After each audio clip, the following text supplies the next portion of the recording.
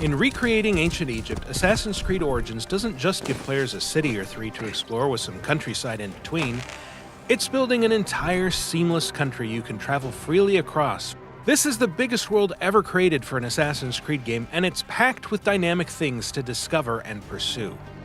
You know, when we started by saying let's do ancient Egypt, it was going to be a country. Ancient Egypt meant many things for us. It meant, yes, cities, but also all the wilderness areas, and we wanted to show the diversity of this wilderness and something that people, as they play the game and get into hours and hours of it, they're constantly seeing new stuff from the world, from the environment. The team began with a world around the size of Assassin's Creed IV Black Flags, with one important difference: it's all land. Well, it's mostly land. No matter where you are, there's a density to the landscape that creates a feeling that there's always some area you haven't explored, something you haven't uncovered. In terms of the granularity of the details, the experiences that you can have, the things you can run into, the NPCs, the animals, the fauna, it's much, much more dense. So this is definitely, in terms of content, the biggest world we've ever built. We wanted the exploration of the world to really be jaw-dropping. We wanted people to be lost in this world for hours and hours, so the game is quite huge. The world is massive. Egypt, even in the game setting of 49 BCE, was never an undifferentiated landscape of deserts, pyramids, and snazzy headgear. It was huge and cosmopolitan, a hub of trade, agriculture, and craftsmanship. From Alexandria to Memphis, Egypt was a place of geographical contrast and cultural diversity, and recreating the entire country as a single open world is one of Assassin's Creed Origins' greatest achievements.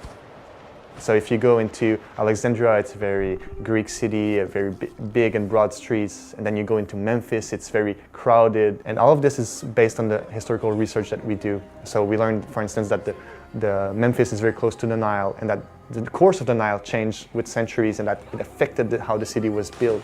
And so in return, that affects the way that we create that city, and that is what players will experience. A city filled with water, with caves, with surrounded by the Nile, with boats around. So very, very nice and rich city. So historical research is very important for us. Next to capturing the scale and detail of Egypt, the game's biggest task is to fill its vast spaces with interesting things to see and do. The Egypt of Assassin's Creed Origins is a dynamic place, one where you'll always be able to find wildlife to hunt, a secret to uncover, a bandit gang to raid, or a quest to pursue. In fact, you'll need to discover the game's quests on your own, and there are multiple ways to do it. A vital contact might direct you to someone who wants you to check on a friend in danger, for example, or you might just stumble onto that friend while exploring and get pulled into a new adventure. You can even leave a quest at any time, pursue other tasks, and then pick up again from where you left off. There's tombs and temples to explore, there's puzzles in the world, left by the ancient people.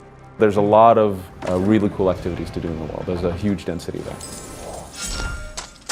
Assassin's Creed Origins is set during the reign of Cleopatra, an extremely tumultuous and pivotal era for Egypt, and one that fits in well with the series' preference for periods of conflict, upheaval, and massive societal change. The game takes place during her ascension to the throne. During this time period, her father, Ptolemy XII, had passed away, and so he left the country into the hands of Cleopatra and her brother, Ptolemy XIII, who's the boy king. And right away there was conflict and strife and a civil war between the two, and Cleopatra gets exiled.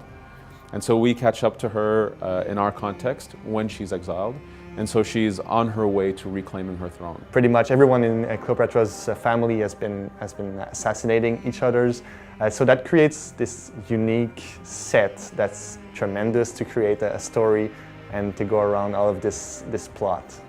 Ptolemy XIII appears to have the full support of a masked secret society calling itself the Order of the Ancients, and since history tells us the Boy King's power grab was orchestrated mostly by his advisors, it's likely the masked men are behind the civil war itself. The Order of the Ancients are trying to control Ptolemy XIII. They believe that he's younger and weak and that they could manipulate him easily. However, they're a secret society, and they will always be in Bayek's path, and so you will have to make your way through that. In any case, Cleopatra would soon have a powerful ally of her own. And at this point, we have Caesar, who shows up at some point chasing after another Roman, Pompey. Pompey came to Egypt in order to be protected, thinking that they had an alliance. But Ptolemy, knowing that Caesar was coming, he decides to assassinate Pompey as a gift to Caesar. which only infuriates Caesar, saying that he was my enemy, but he was also a Roman. You cannot kill a Roman like that. And so this pushes him to ally with Cleopatra. And so we get to meet these key central figures. So Caesar being, this legendary tactician, I think one of the most epic historical figures that we can possibly have in the Assassin's Creed series. We wanted our players to experience it sort of as if, for Bayek, these are also at some point gods. Cleopatra, Ptolemy, they're considered to be gods in this world.